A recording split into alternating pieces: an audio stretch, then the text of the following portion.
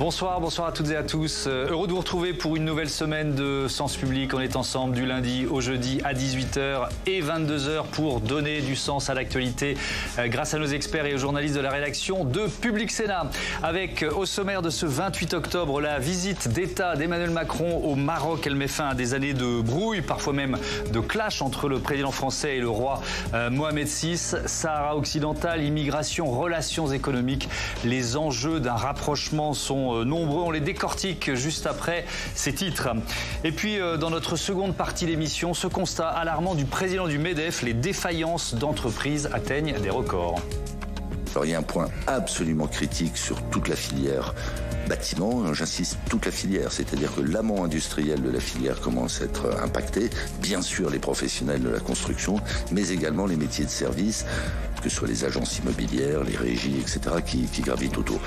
Il y a 1000 dossiers de transporteurs routiers actuellement en redressement judiciaire ou en liquidation. Le bâtiment, le transport routier, d'autres secteurs, cette vague de défaillance était prévisible. Quelles conséquences pour les salariés? Le budget 2025 risque-t-il d'aggraver la situation des petites entreprises les plus touchées par ces faillites? Emmanuel Macron, le président de la Startup Nation, peut-il laisser Michel Barnier détricoter son bilan économique? Ne ratez pas l'analyse et la confrontation de nos experts, ce sera dans 3 quarts d'heure. Mais d'abord, l'arrivée du chef de l'État à Rabat, les premières heures d'une visite très attendue et, si tout va bien, la fin de plusieurs années de bras de fer. Fabien Recker. À l'invitation de Mohamed VI, Emmanuel Macron est attendu en grande pompe à Rabat. Une visite d'État placée sous le signe de la réconciliation. Car après 3 années de brouille, marquées notamment par le scandale de l'espionnage marocain contre la France via le logiciel Pegasus, l'heure est désormais à l'embellie. La visite du président français Emmanuel Macron sera bénéfique sur plusieurs points, notamment la question du Sahara marocain. Il y aura aussi des accords avec l'État français et j'espère que d'autres accords avec d'autres pays suivront. Surtout depuis que Paris reconnaît officiellement la souveraineté marocaine sur le Sahara occidental, un territoire aux prises avec les rebelles indépendantistes du Front Polisario. La reconnaissance de l'appartenance au Maroc de cette ancienne colonie espagnole est une question existentielle pour les Marocains. Ce roi, Mohamed VI, en a fait l'alpha et l'oméga de sa diplomatie. C'est-à-dire que ses amis sont ceux qui adhèrent à la position marocaine. Ceux qui n'adhèrent pas à cette position-là ne peuvent pas être considérés comme des amis du Maroc. C'est simple, c'est binaire. Mais il reste un sujet qui fâche, celui des flux migratoires. L'an dernier, la France aurait accordé plus de 238 000 visas au Maroc, qui n'aurait en revanche délivré que 725 laissez-passer consulaires, selon Bruno Retailleau.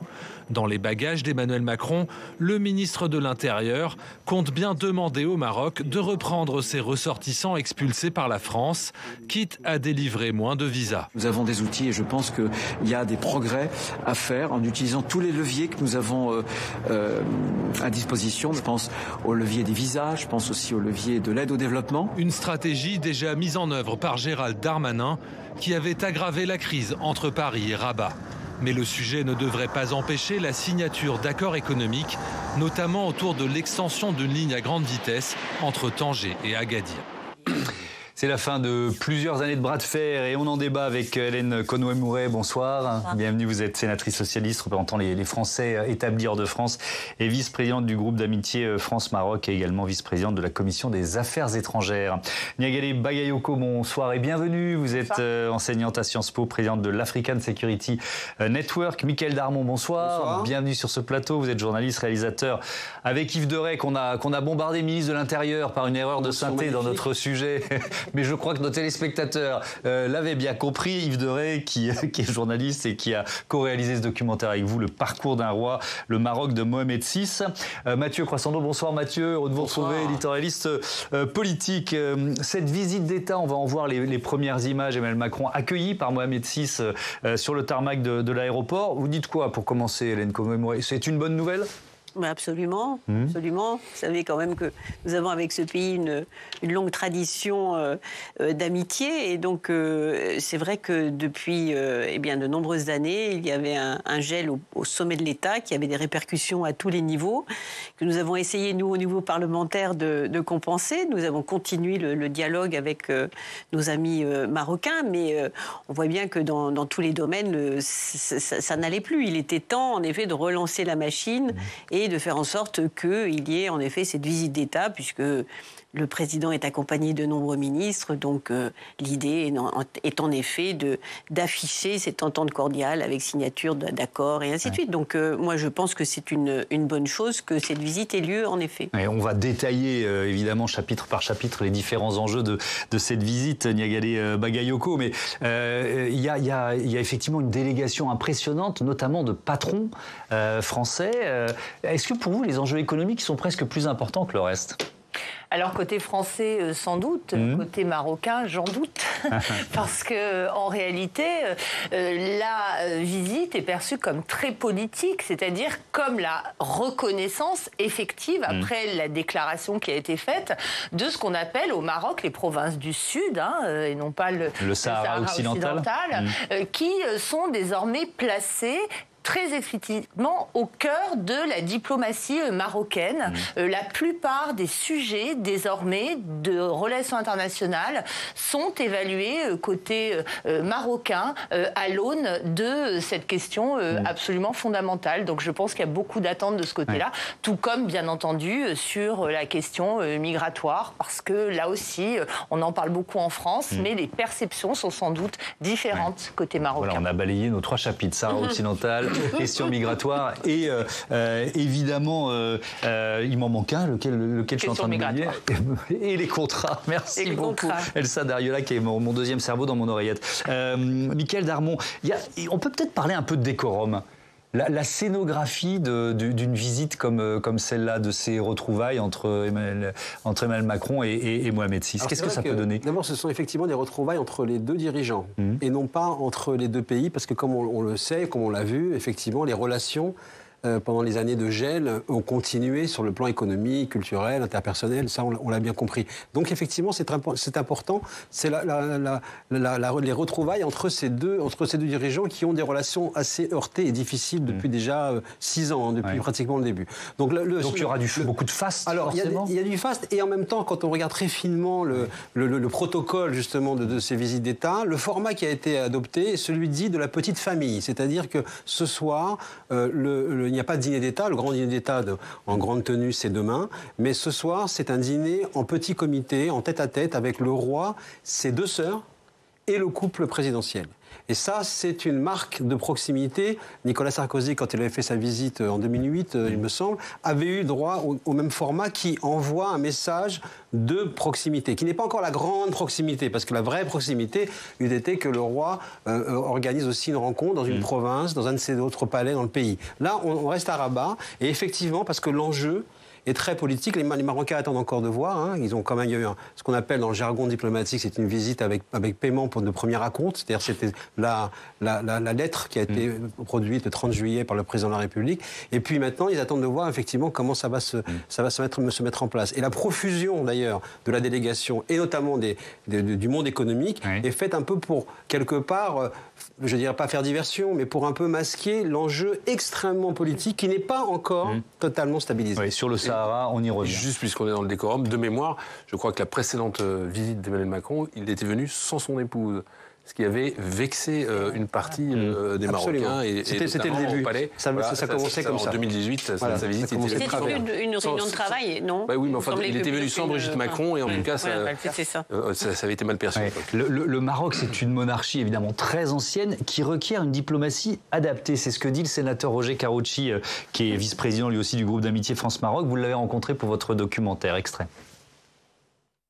On a dit combien de fois aux gouvernants, à l'Élysée, si vous ne mettez pas un peu d'affectif avec le Maroc, vous n'y arriverez pas. Vous êtes en face de la monarchie la plus ancienne du monde avec celle du Japon. Ne vous comportez pas comme avec des diplomates. Voilà, votre film documentaire à découvrir d'ailleurs le 1er novembre prochain, 13h, et puis toujours sur la plateforme Public Sénat. Est-ce qu'Emmanuel Macron a fini par tenir compte de ce conseil du sénateur Karoutchi, c'est-à-dire adapter son comportement, son affectivité d'une certaine façon, sa diplomatie aussi, au royaume chérifien? Dans le cas marocain, on va le voir à l'occasion de cette visite, mais d'une manière générale, c'est sans doute l'une des difficultés de la diplomatie d'Emmanuel Macron, c'est qu'elle est trop souvent déconnectée des spécificités des contextes locaux. Et chaque pays, finalement, a ses propres particularités. Et bien entendu, quand on va dans une monarchie, on le sait très bien avec la monarchie britannique, tout simplement, on sait très bien que les règles du protocole sont extrêmement strictes.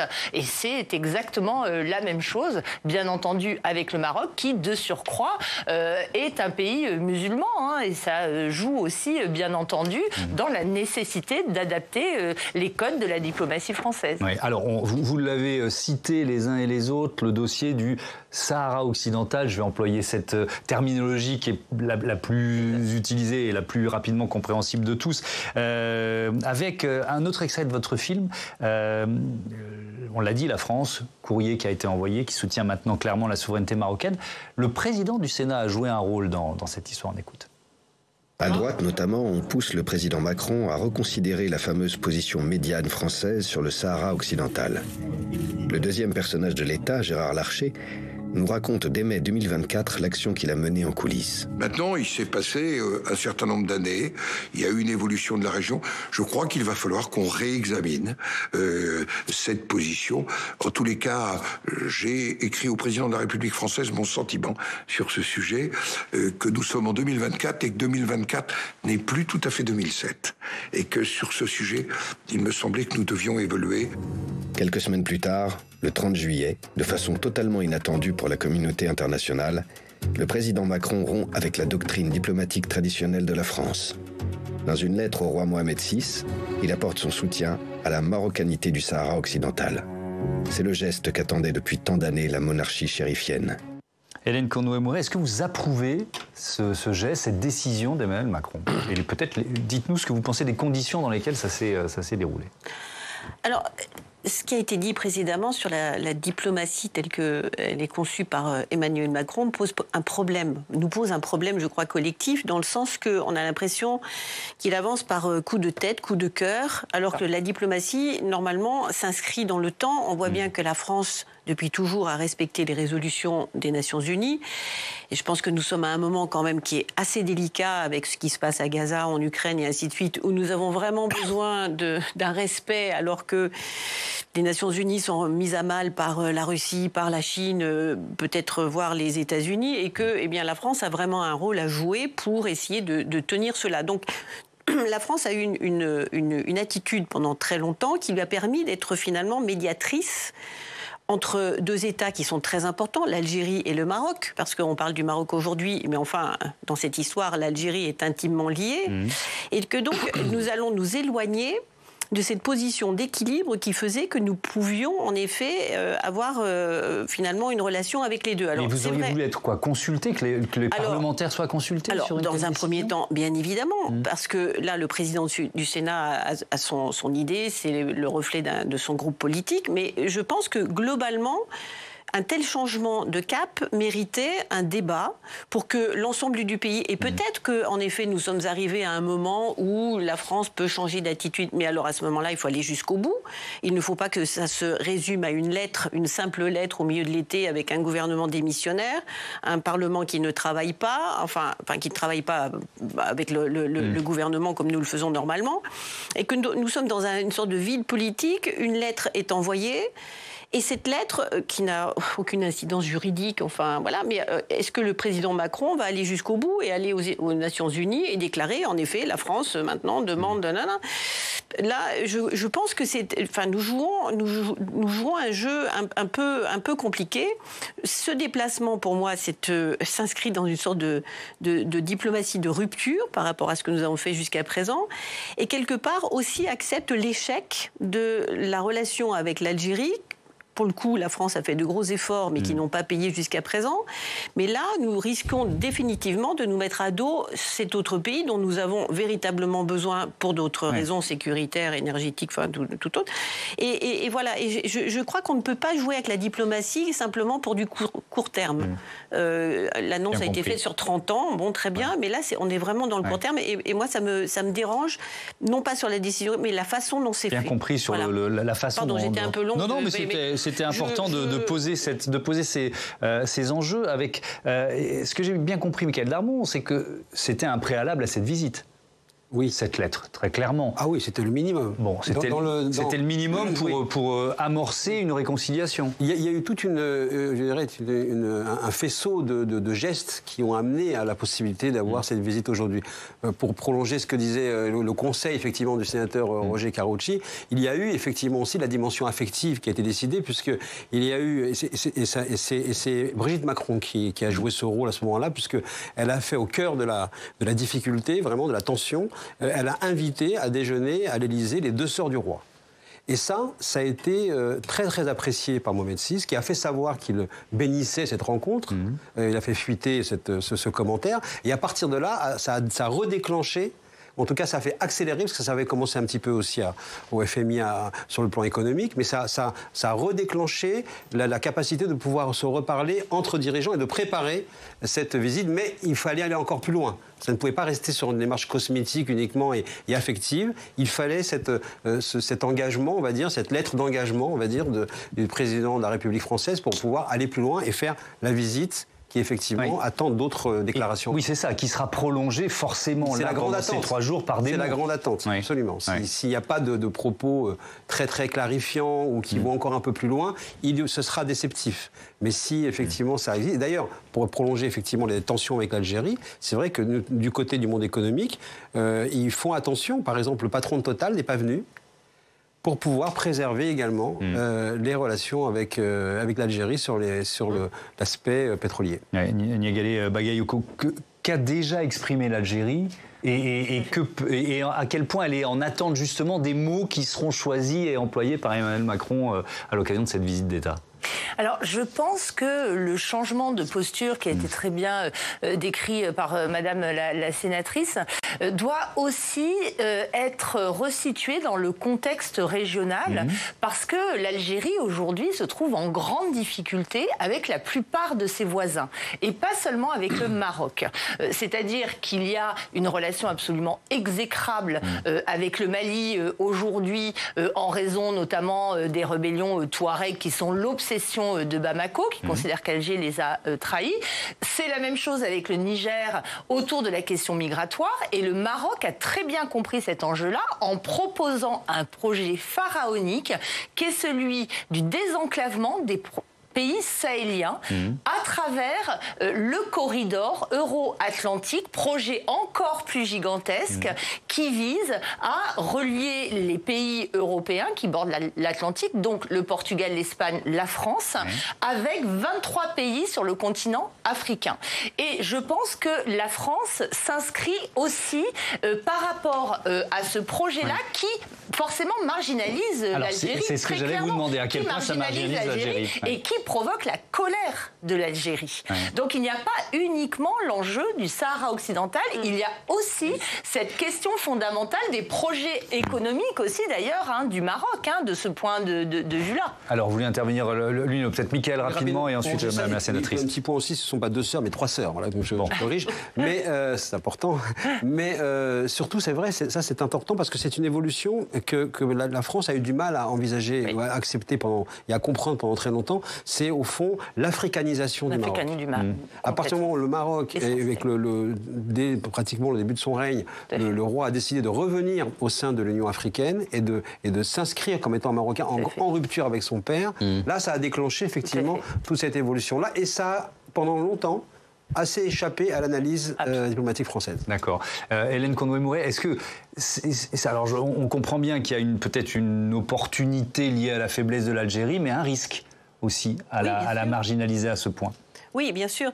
Mais je voudrais revenir sur le dernier point parce que non, ça n'avait pas échappé à la diplomatie. Et pour aller très souvent au Maroc, parce que nous avons énormément de Français résidant sur place, il suffit d'aller à la Chambre de commerce de Casablanca, franco-marocaine, pour voir combien il y a ces opportunités avec un Maroc définitivement tourné vers le sud et la possibilité de partenariat, et la France est engagée dans des petits projets mais qui montent en puissance avec le temps, justement pour aller en Afrique de l'Ouest où aujourd'hui... bien perçu. Ah oui, absolument. Mais je voudrais vous entendre sur l'Algérie.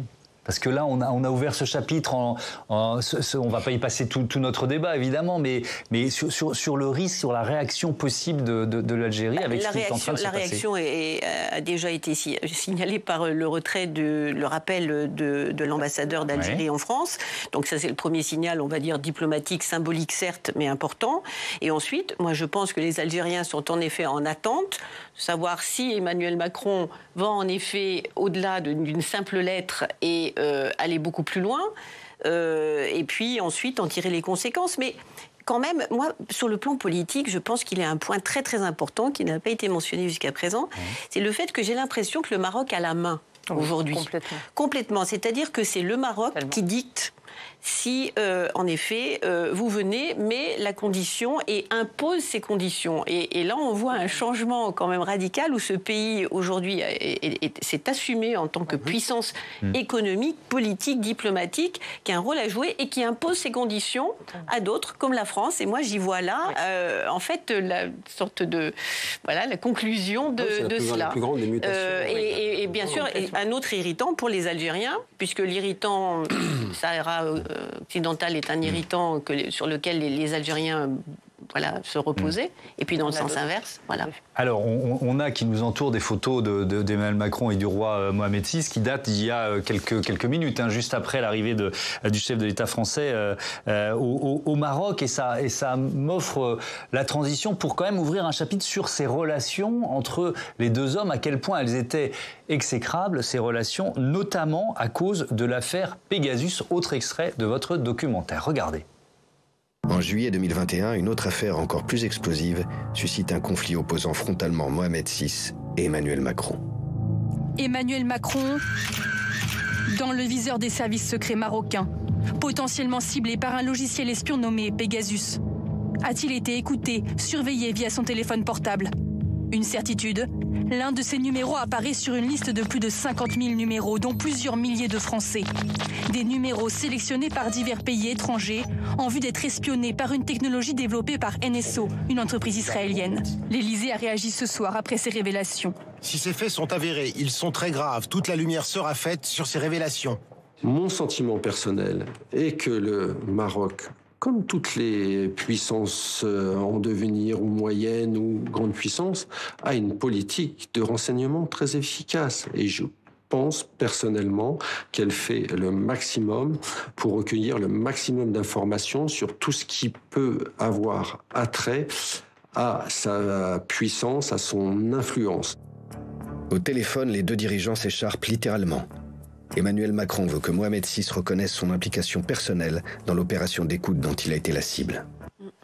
Et Mathieu, cette affaire Pegasus, elle a laissé des traces. Oui, parce qu'elle avait rendu furieux Emmanuel Macron, on l'a vu, mais aussi les services français, il faut le dire, parce que le président de la République n'était pas le seul sur la fameuse liste des numéros sélectionnés. On y trouvait par exemple aussi le Premier ministre Édouard Philippe, on y trouvait le ministre des Affaires étrangères Jean-Yves Le Drian, on y trouvait plusieurs de ses collègues, Gérald Darmanin, Bruno Le Maire, mais aussi des journalistes. Alors, rien ne dit à l'époque que le téléphone d'Emmanuel Macron a bien été écouté, infecté d'une certaine façon, mais devant l'ampleur du risque, pour la petite histoire, le président de la République réunira un conseil de défense dans la foulée et changera d'appareil comme de numéro de téléphone.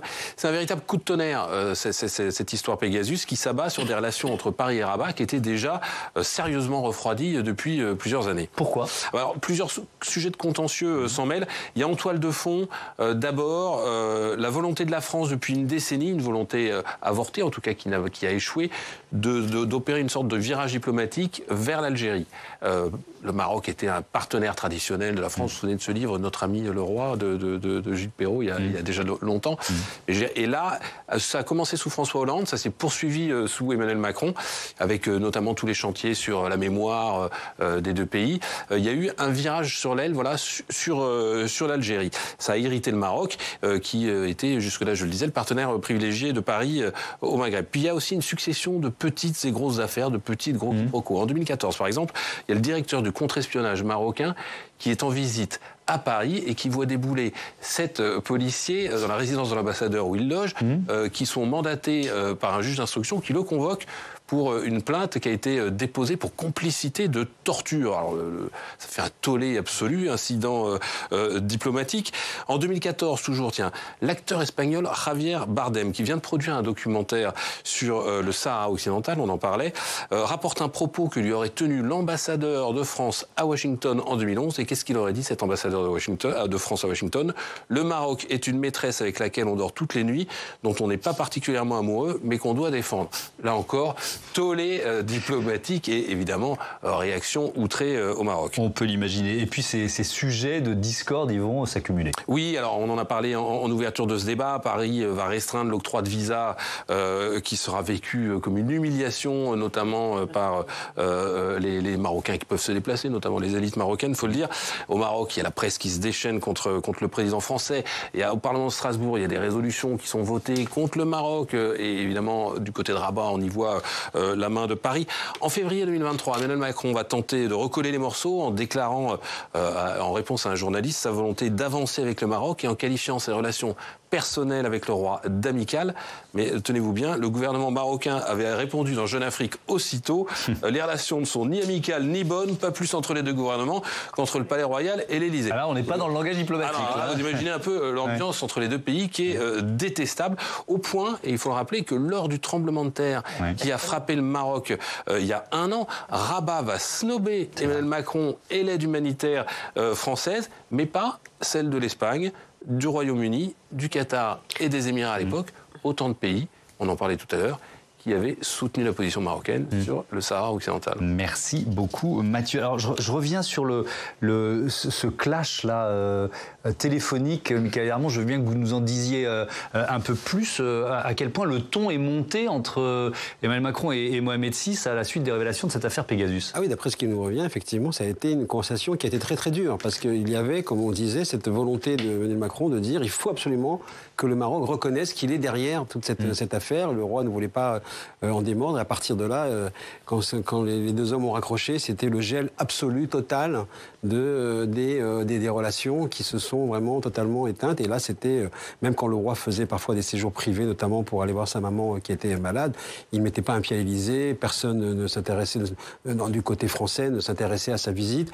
Il y a eu beaucoup, effectivement, de tensions à ce niveau-là. Et c'est vrai que ça a culminé aussi avec ce moment d'échange, pour le coup, pas du tout diplomatique, où les relations ont été assumées comme étant ni bonnes ni amicales. Donc, à partir de ce moment-là, il a fallu remettre quelque chose. Donc, faire repartir la machine. D'un côté, effectivement, comme on l'a vu par la diplomatie de l'affect. Et puis, en coulisses, il y a eu également notamment au moment après le tremblement de terre, un mois après, quand le Maroc arrive, fait cet exploit de pouvoir organiser l'Assemblée générale du FMI à Marrakech, à l'endroit même du séisme, eh bien, il y a déjà dans les coulisses, notamment avec Bruno Le Maire à l'époque, des messages, des canaux, des tentatives et des volontés qui s'échangent de renouer les relations. Et c'est vraiment toute une série de petits pas, mais qui attendaient cette lettre d'engagement, comme on va dire, du 30 juillet, et puis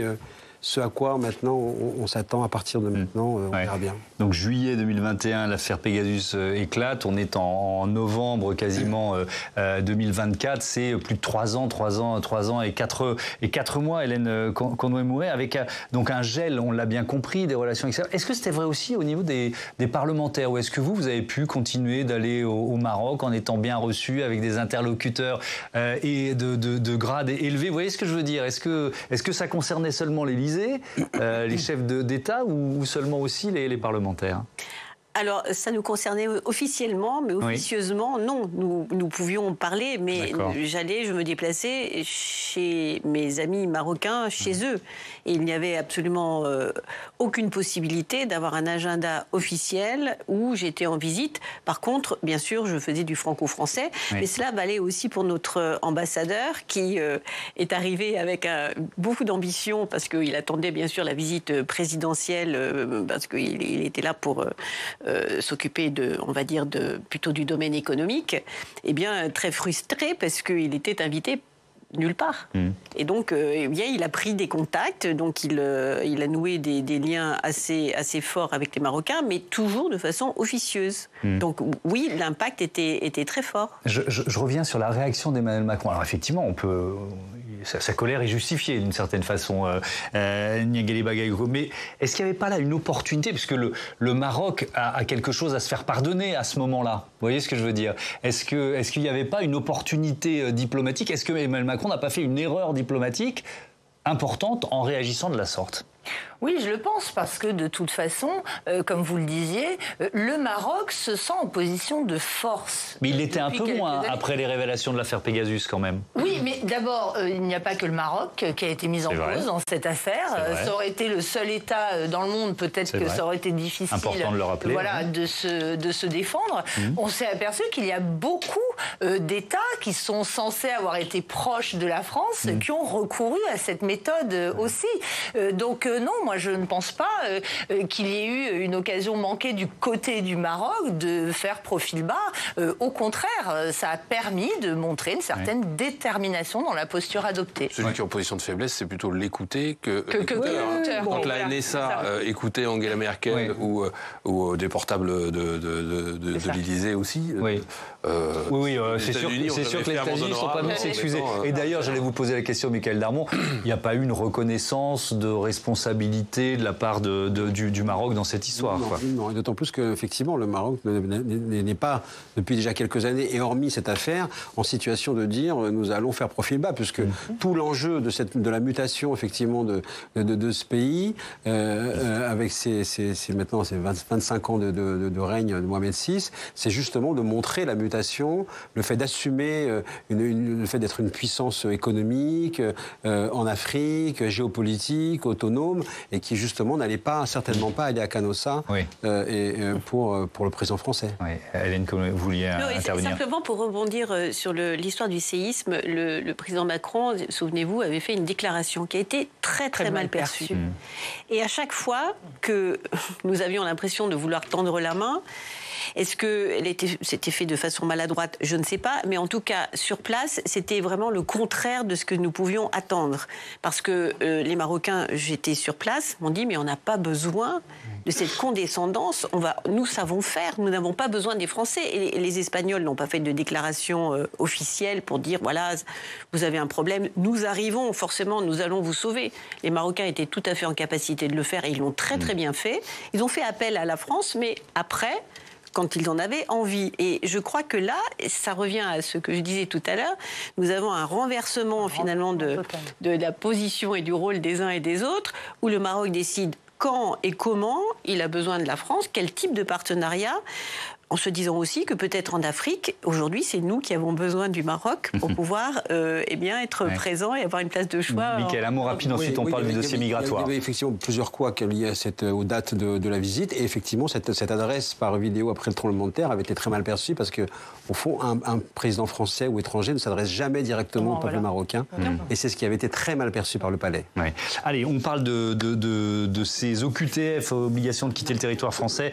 C'est un autre enjeu majeur de cette visite d'État, l'immigration. Steve Jourdain va nous rejoindre tout de suite sur le plateau de Sens Public.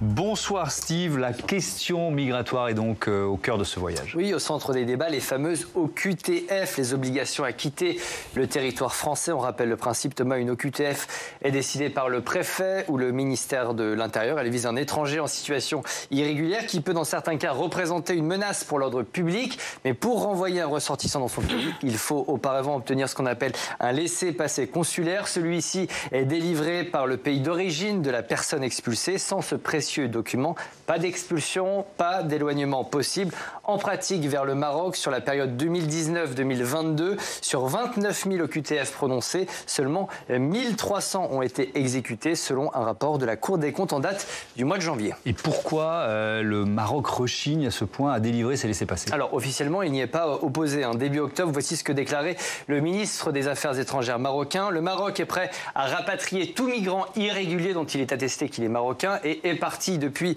le territoire marocain. Alors, les chiffres, eux, ne disent pas tout à fait la même chose. Le problème ne date pas d'hier, Thomas. 867 éloignements ont été réalisés en 2019, 178 en 2020, année du Covid, puis seulement 170 en 2021, selon un rapport du Sénat. Ce manque de coopération avait conduit le prédécesseur de Bruno Retailleau, Gérald Darmanin, a adopté des mesures de restriction de visa. C'était en septembre 2021. Cette politique visait à limiter à 1 sur 2 la délivrance de visas aux ressortissants marocains. À l'époque, ça avait provoqué la colère noire de Rabat. Écoutez.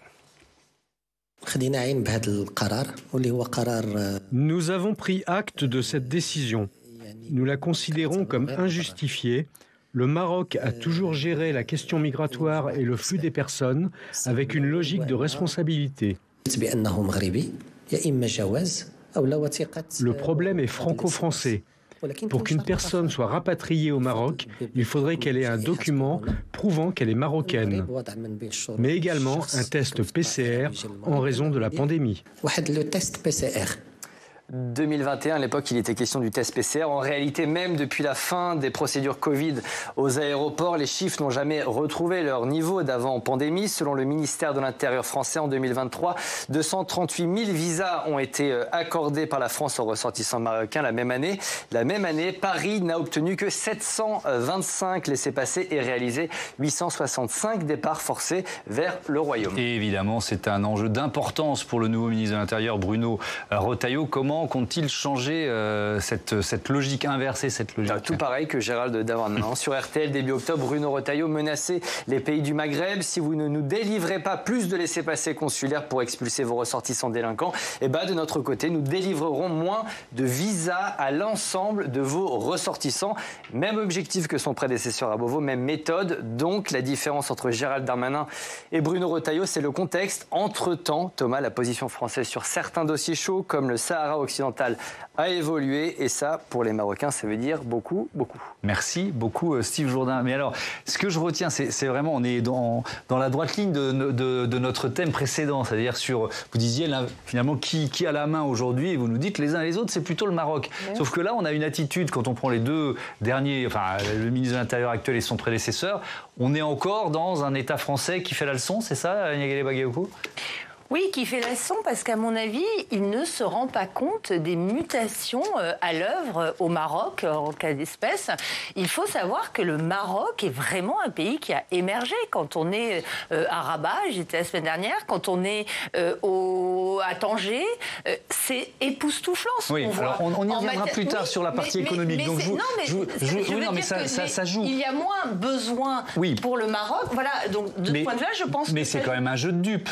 Mais c'est un jeu de la part, pas seulement des Marocains, d'ailleurs, d'autres pays qui sont concernés par ces laissez-passer consulaires.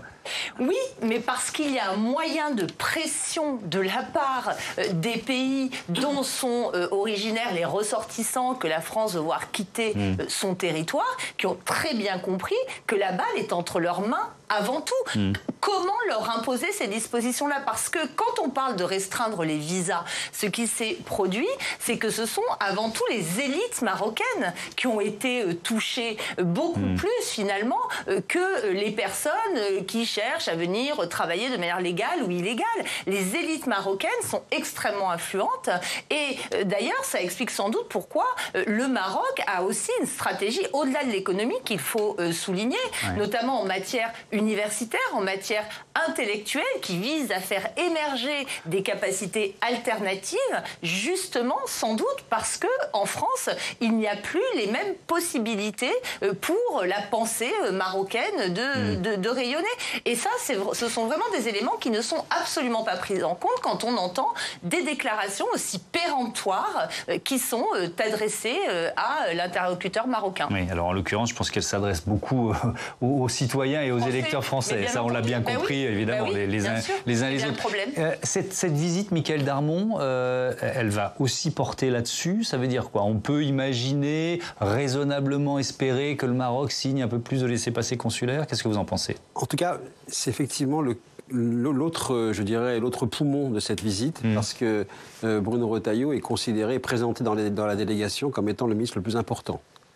Il y a aussi le ministre de l'économie, il y a la culture, enfin, il y a pas mal de membres du gouvernement, mais lui, il a été présenté comme étant le plus important. Ça veut dire qu'effectivement, à côté des déclarations et des accords plus diplomatiques, il y a cette question effectivement des visas qui va être centrale. Et très certainement, ce qui va être dit de la part du président en termes d'engagement vis-à-vis donc des provinces du Sud, Sahara occidental, pèsera dans la capacité du Maroc à lâcher aussi un peu prise par rapport à cela. Donc on va effectivement être dans un jeu extrêmement subtil d'équilibre dont on ne connaît pas le résultat parce que maintenant c'est aux acteurs de jouer. Oui, c'est une partie importante du bilan de Bruno Retailleau qui se joue aussi. Ce qui est très curieux, c'est de le voir engager un rapport de force qu'on a déjà eu.